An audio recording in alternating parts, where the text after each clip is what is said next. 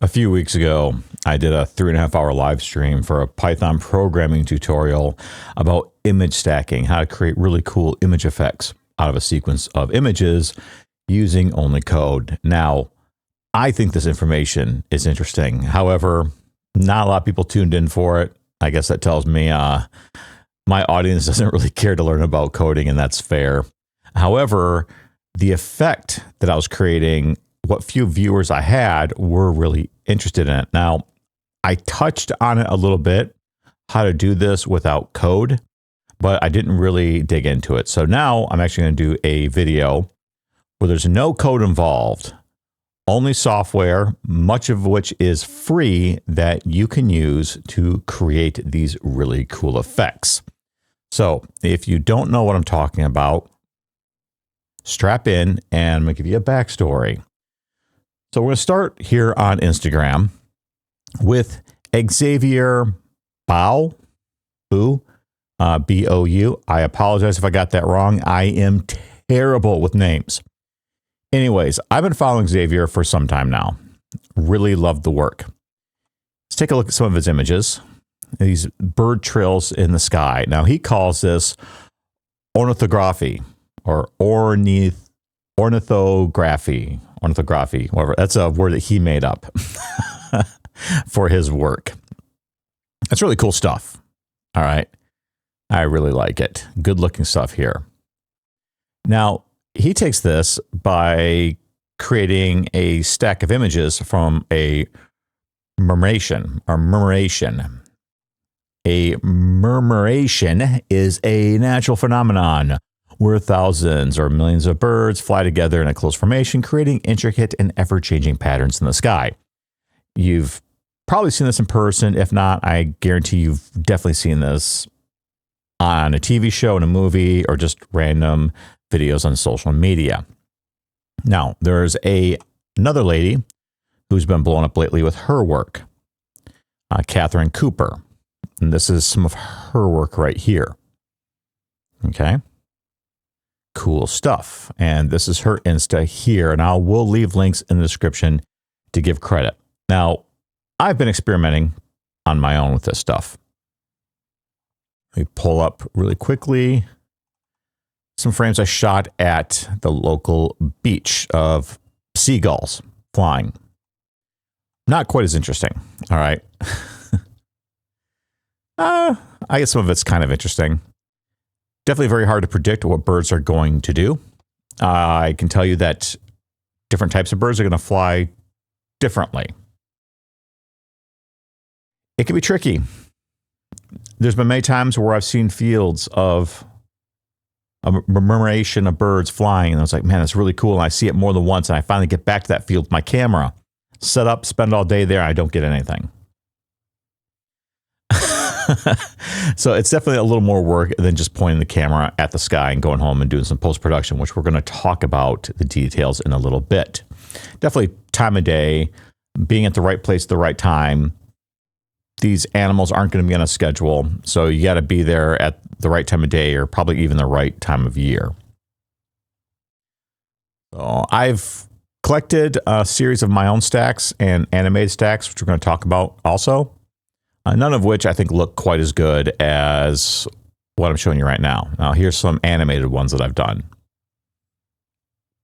The birds are way off in the sky. You can't really pick out the individual frames of their flight that well. They were quite a ways off in this. This one was a little bit better.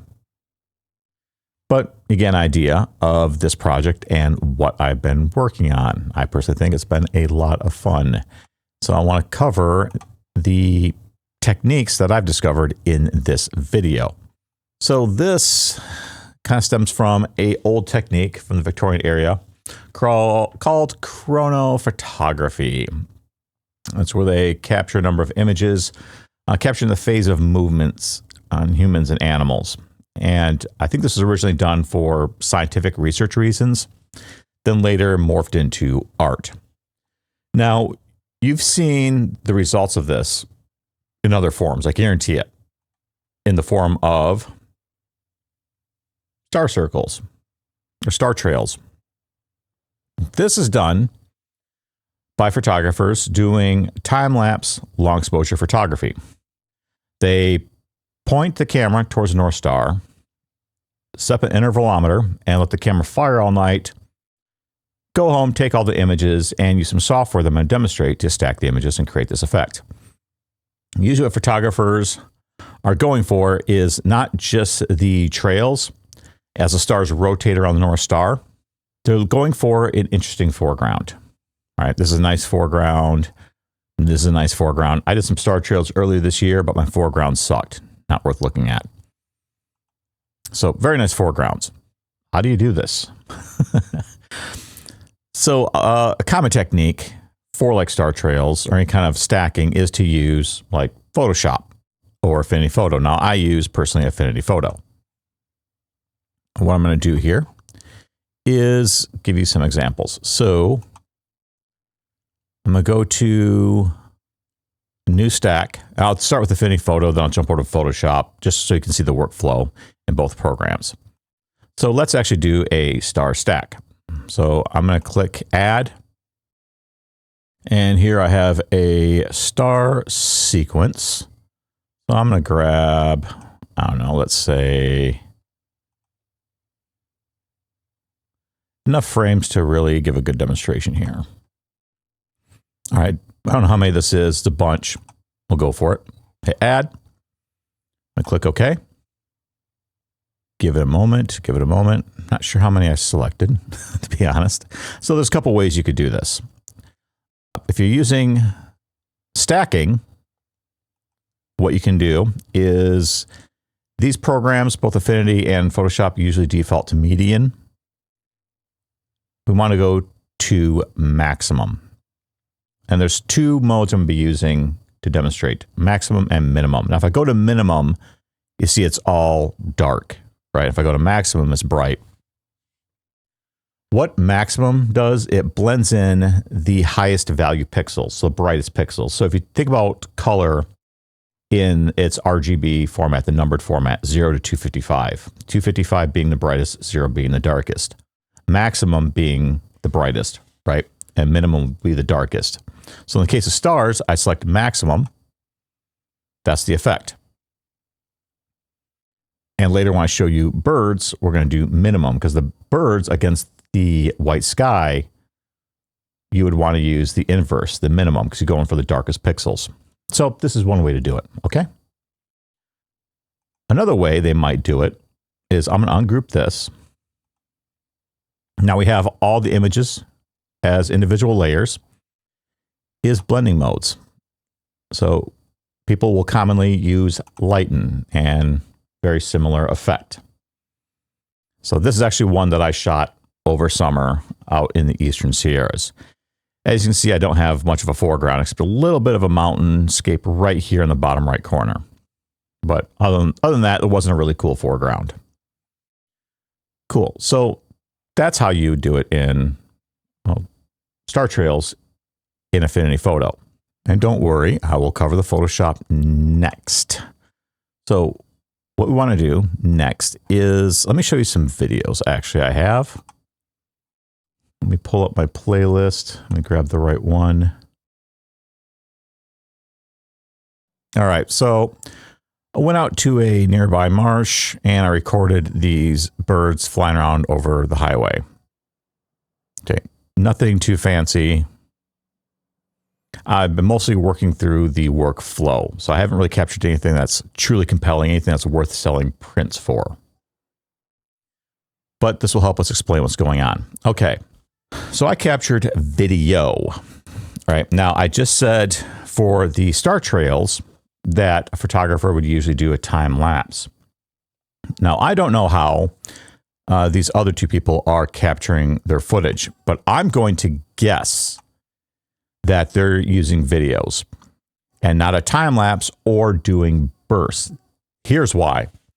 You need to capture a lot of frames per second, which is going to be very hard to do with a time lapse. With burst firing, the problem is you have the camera's buffer working against you. When the buffer fills up, what will happen is the camera's going to start firing slower. So when it gets full, the duration between each frame is going to get longer. And you're not going to have consistent spacing between the frames. So the stacks aren't going to look right. And as far as I'm concerned, the only way to get consistent timing and spacing between each frame is to shoot video. And pretty much all cameras, relatively new cameras, you don't have to have the most expensive camera. You can use your phone, okay? Because most phones are shooting good video. Most cameras are going to shoot reasonably good 4K video. And that is how I've been working, is shooting high quality 4K video. Now, if you do a lot of video with cameras, you know that we're usually applying ND filters to have that natural motion blur. For this, I actually remove the ND filter and I crank up the shutter speed so each frame is sharp. I want to minimize the motion blur as much as possible in the frames. So no ND filter, sharp frames. For me, this actually works. And I suspect that's what they're doing. Okay, so we have a video file. What do we do with the video file? Well, you want to convert it into an image sequence. So here I've loaded the video into a free program called Shutter Encoder. Again, links will be in the description. All right, with Shutter Encoder, how I have it set up is I have the movie file right now. Let me pull up where it's at. So I have it in a folder by itself. And I'm setting this to output to same as source.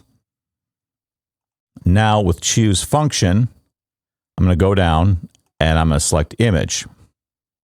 Okay.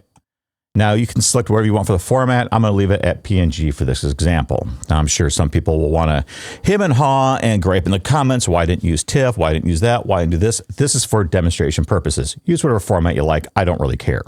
All right. I'm just trying to teach some people who don't know about these tools or these processes. So PNG file, then go over to the right. Now there's other apps you can use as well that can create image sequences. This is just one free one. If you already have a video editing package, most likely you'll be able to export out of that video editing package as image sequences. So you can use that as well. So I'm going to click create an image sequence from a video. I'm going to make sure that the interpret video footage matches my FPS. Now, these were shot at 29.97. A common question that I get is, what is the frame rate? And I think people think you need to have high frame rate, 120 FPS, 240 FPS to do this. I've never had to shoot at that high frame rate. I even think a lot of times 60 FPS is too much, because then I'm not getting enough spaces between each of the frames of the bird while it's in flight. It almost looks like a thick black line. I found a lot of times for me, 30 FPS works. Now in my live stream I wrote a Python script that allows me to input a value to skip frames. So if I shoot at like 60 FPS and the stack is too dense, I want some spacing, I can actually put in for it to skip every other or every third frame and use that. In general, I find 30 FPS works pretty well. Okay, so I have this checked, have all set up, and I just hit start function. And as it's working, it's populating the folder with the image sequences. And boom, that's it. Even numbers them, all pretty like. Excellent. Sexy, sexy, sexy. I love this. Okay, so let's jump back over. I'm going to do Photoshop or Affinity Photo, then Photoshop. Then I'll show you a free app you can use, because people like free. It's a pretty awesome app. It does have some limitations, which I will work through. All right, so now we're going to go back in, say new stack, uncheck this. I'm going to hit add. All right, I'm going to grab the image sequences. I'm going to grab, let's see, the first, 150 frames. Let's go 150. Scroll up, see 160. There we go. And I'm going to do this all real time, just so you can see the speed difference between Affinity Photo and Photoshop. Give it a moment, wait for it. Now, I personally, this is not sponsored. I've been leaning more towards Affinity Photo. I don't like the subscription model of Adobe, just saying. However, I do have Adobe, the photography package for Lightroom. I will say I think Photoshop has better masking and selection tools, honestly, than Affinity Photo does. But in general, I do most of my work in Affinity Photo. So you saw real time how quickly that loads. So it loads as a stack. So remember what I said, we want to pull in the dark pixels and merge them. So I'm going to set this to minimum. All right. And there we go. Just like that. Cool. And then I can just, again, I can ungroup. And I can set this to, say, darker color. And it will do more or less the same thing. Okay? There's no real rule book for this. You know, you can try, experiment with different blending modes. Based on your scene, you might have to try different blending modes than what I'm using.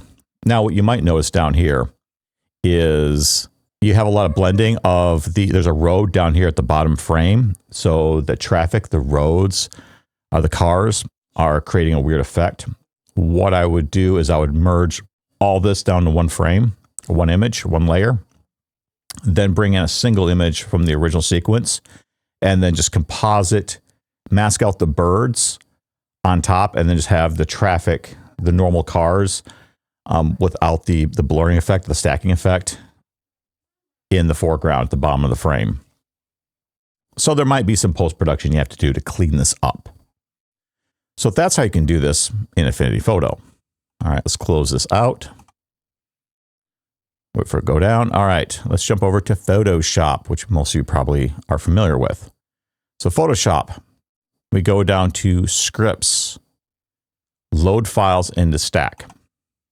All right, hit browse. And let's grab the first 150. And we'll do a little comparison. I don't know if I'll actually run a timer, but you can, you should be able to notice it in the video. Okay, so I've loaded them in like this. Let's wait for it, wait for it. Okay, cool. Now, sometimes what you'd want to do, if you knew you were going to use stacking and not blending modes, you could just click this right here where it says create smart object after loading layers. I'm actually not going to do that intentionally because I want to walk through the blending mode workflow first just to demonstrate it, okay? So we just hit OK. It's going to bring each one in as a layer, so we have to wait for it. Wait for it, wait for it, wait for it. While we're waiting, how's the weather where you're at this weekend? It's been raining for me. Haven't get out and do much, so I'm stuck at home making videos and reading articles about companies replacing people with AI. That's a separate event. But if you've gone to my channel and viewed other videos, you see I've talked about this kind of stuff before.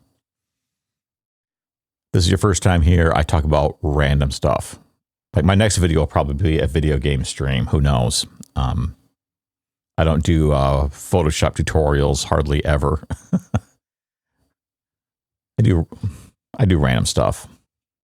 I'm talking to burn time just so you get an idea how long this takes in Photoshop versus Affinity Photo. All right, there we go. Took you long enough. So we're going to say select all layers, and then blending modes, just like Infinity, I can go to darker color. Boom, right? I can just do that. Let's go back to normal. With them all selected, if you want to use stacking, you go to is layer, smart objects, remember I said if you click that checkbox, this is what it would have done. Convert all these to a smart object. So we're converting. Let's wait for it, wait for it, wait for it, wait for it.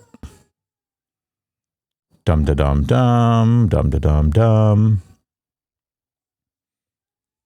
Yeah, this isn't the reason that I prefer Affinity Photo over Photoshop.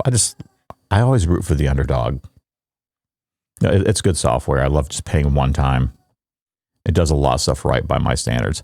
Okay, so we have the live stack, or the stack going right now. So with the layer selected, if I go up here and I go to Layer, Smart Objects, Stack Mode, I think it defaults to median. Let's set this to minimum. Now, if it was a star trail, you would use maximum. It's thinking. Dum-de-dum-dum. So without running a timer, I think you can see for yourself the speed differences between the two. So anyways, this is with it stacked to minimum in Photoshop. That's how you do it in the two applications, in two paid applications. Now, let's actually go over a free application. So I'm going to close this out. Nope. Give me just a second. I didn't have it open because I'm a horrible person. So what we're going to open up is an application called StarStaX that a lot of astrophotographers use. It's a free application. If you get a lot of use out of it, please donate to the author. I'm sure he would appreciate it. All right, so here's StarStaX. Now, what I'm going to do is I'm going to bring in that 150 images, frames that we're working with before, drag it in, just like this. There it is. All right, so over here we have blending modes. We need to do darken. Now, this is mostly meant for astrophotography, and I'll explain a little bit why in a second, but you can force this to work for bird trails. So we hit start processing. It actually runs pretty quick. This is pretty fast. Cool, and tells us the processing time. And there's the output image. There it is. And then you can just save as and save your image. Pretty cool, huh? Pretty cool. So something this can do is actually, I'm actually going to drag the images back in, is if you want to make this an animation, each stack, you would actually say save after each step. And it will save a stack for you. So let's do that. Let's hit browse. Let's create a new folder here. Let's call it anim, just short for animation. Say select folder. And then I always want to clean up the name because it's going to be stupid long. Let's call it anim, just for fun. Okay, cool. So we made that. And now I'm just going to, I think that's all we need to do, is I'm going to hit process. Let me bring up the folder here. Looking pretty nifty so far. Almost done. Then we'll pull it up. Cool. So we actually bring this up, and I'm just going to use the arrow key to kind of cycle through. You can use any kind of video editing program, bring in this image sequence, and you have like a little animated sequence here of these bird trails. Cool stuff. Really nifty stuff. I nerd out over these kind of things. Now, let's have a look at something. Let's jump over to Kathryn's. I want to show you something that she does. Let's watch these play out. You see what this is doing? It's fading out. It has a tail. Okay? Got that tail effect. How do we do that? Well, I don't know how, I don't know what she does, but I have a very good idea, at least how to do it with this app. So we're looking at this, And if you come over here to blending mode on the top right, if you go to the very top, you have two options, lighten and gap filling. Gap filling, not going to really get into. I don't really use it when I do star stacking very much. I definitely never have a use for that option when I'm doing these bird trails. Now, if you go to lighten, it has this comet mode. Okay. There's a problem with this though. So comet mode, when you enable this, click it on, you give this slider for trail length. Now, I'm not sure what this represents. I'm wondering if long trails, like the closer you get to long trails is like 100% of the image sequence length. I've taken it down to short trails and it pretty much, there's no trail all the way down. The Python script I'm working on, I can actually put in my own trail length when they fly. And I'll show you right now some examples of what I've been working on. All right, see that? I'm restricting the length of the tail. Now, my script allows me to put in exactly how many frames I want, 25, 50. So it's, for me, more predictable. I have this working, I think for the most part, almost the way I want it. However, what I haven't figured out yet that I'm working on my script is how to fade out. So that's something right now that StarStaX will do that my script doesn't. I know theoretically how it should work in the code. I just haven't got to work yet. So that's the last thing we're trying to figure out. But if the effect you want is like this, like a non-faded out tail, this is something you can't do in StarStaX. All right. Whenever you enable comet mode, the tail is always going to fade out. So that's part of the reason I started working on my script, because I didn't want the fade out all the time. I wanted to be able to experiment. So that's what mine looks like, the result of mine. I've got various other tests that I've been working on. All right, so here's another problem. You try to use StarStaX for this. This comet mode does not work if I go to darken, which we need darken because we're trying to blend in the darker pixels.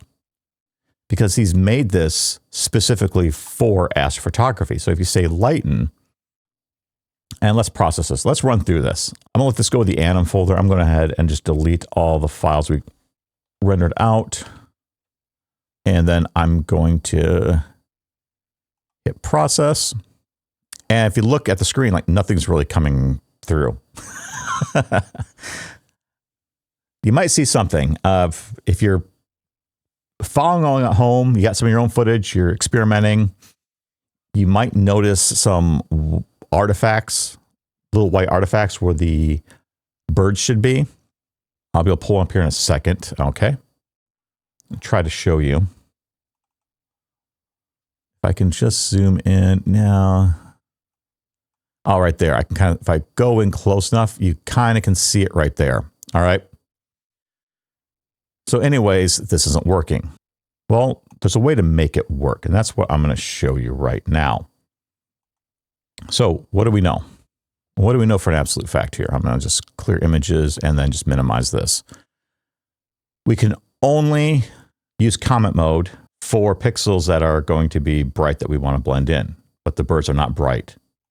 So what do we do? Well, it's actually kind of easy to figure out. I'm going to open DaVinci Resolve. So what we want to do is invert the video. Like I said, most video editing programs that can do any kind of color correction, any kind of color editing, should be able to do this. Now, honestly, don't start bothering me in the comments like how do I do this in Premiere. I have no idea. I've not touched Premiere in 5 years, and I don't miss it.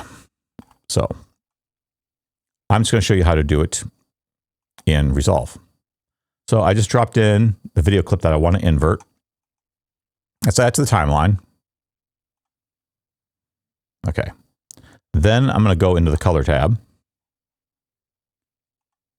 Search for invert. There's invert color. Boom. Hey, look. Now the birds are bright. Okay. Let's go to delivery. Let's render these buggers out. I have a folder that I'm going to drop these in. So I'm going to say location, actually wrong folder. I want the invert folder because I want to put out an inverted sequence. So I'm going to call this inverted. Sure. We're going to use the format. I'm going to use the format PNG just for demonstration purposes. There are other image formats in here. If you prefer TIFF, whatever, all right, go for it. All right, this is just for demonstration purposes. File. I'm going to set digits in the file. I'm going to set 5 is going to be more than enough for this.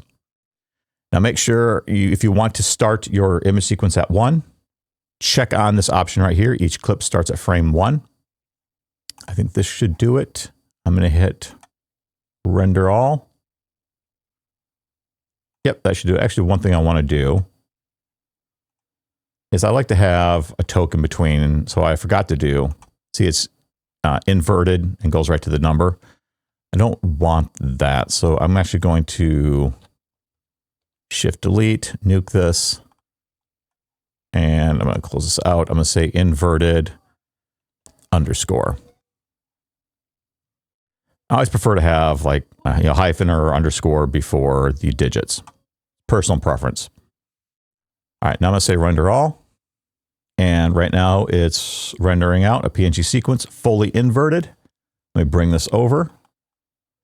See that? Okay, cool. You probably know where I'm going with this. Wait for it, wait for it, wait for it. Almost there.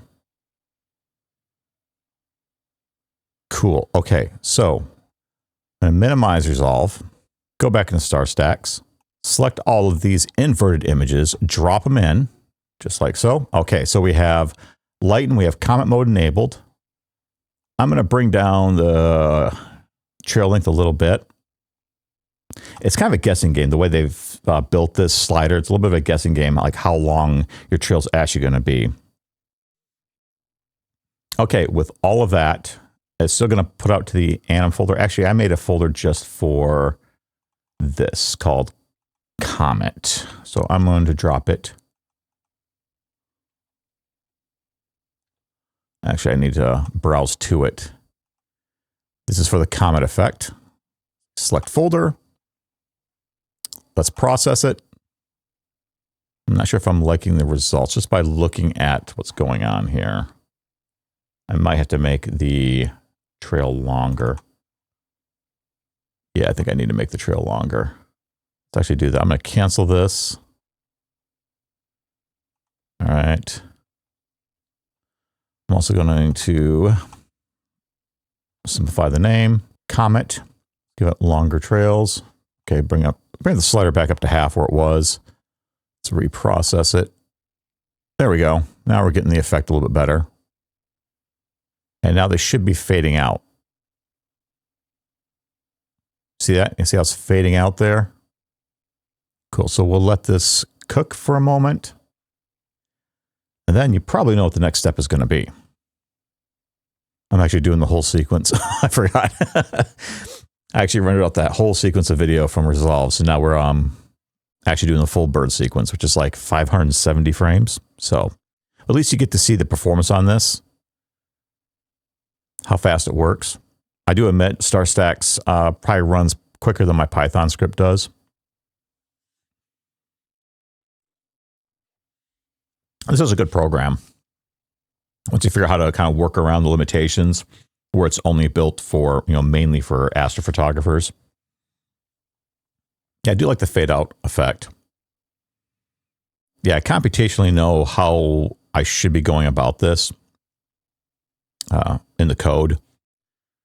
My first attempt just seemed logical, but the tests were not coming out very well. So, all right, 121 seconds. So let's hop back into Resolve. So we have this inverted image sequence that I'm going to Control A, drag it all into Resolve. Then I'm going to say create timeline using selected clips, create. Then we have this animated bird trails that are fading out, with their tails are fading out. Cool. So let's make it look normal again. Head back to the color panel, grab invert color, throw it on. And there you go. There you go. Let's Control F.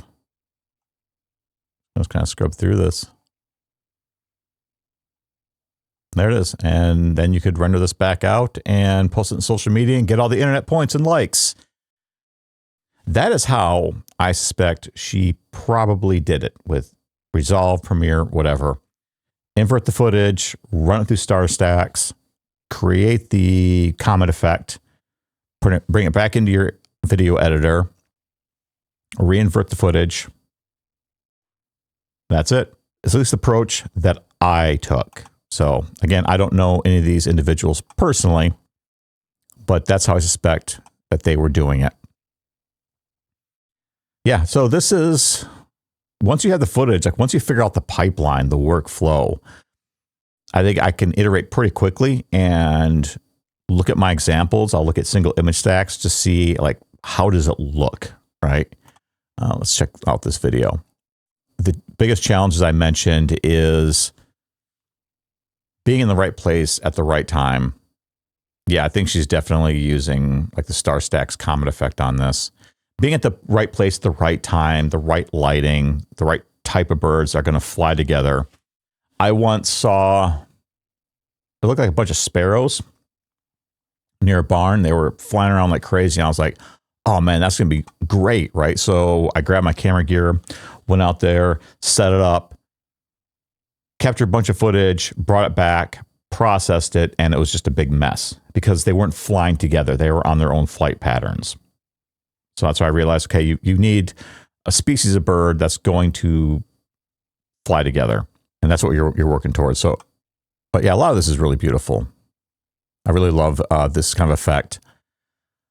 Hopefully I can find a place where I'm able to set up and I get lucky that I get some big murmurations going on and I can come home and process it. Since I pretty much know the workflow, I have the tools, I have the scripts.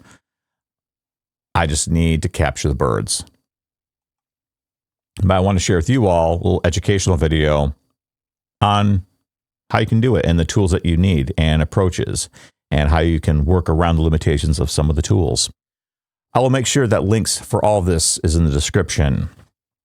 Let me know in the comments what you've discovered along the way. Anything, if you want to share with me your art that you've made doing this, I'd love to see it. But I'm going to wrap up this video, try to keep it under an hour. In fact, I might have it under 45 minutes, which is great. That's what I wanted. Okay, well, if you found this video useful, what you don't have to do is you don't have to subscribe. You don't have to click the notification bell, and you don't have to smash the like button. I honestly just don't. I don't care. I do not care. What you can do to show your appreciation is I almost always leave links in my description to nonprofit groups that care for animals, you know, domestic or wildlife. Make a donation to one of them, make a donation to your local animal shelter. I'm sure there's one in your neighborhood, and I'm sure they could use any help they can get.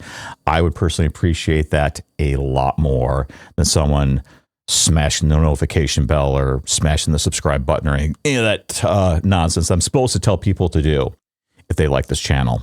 And I'd just like to see your art that you create. Yeah, share that. I would definitely appreciate that. Like if one person shows me something awesome, then all of this was worth it. Well, that's all I have for this video. Thanks for tuning in, and I will see you all again next time. Hope you had a great weekend and great holiday season. Merry Christmas, whatever applies to you. I'll see y'all later.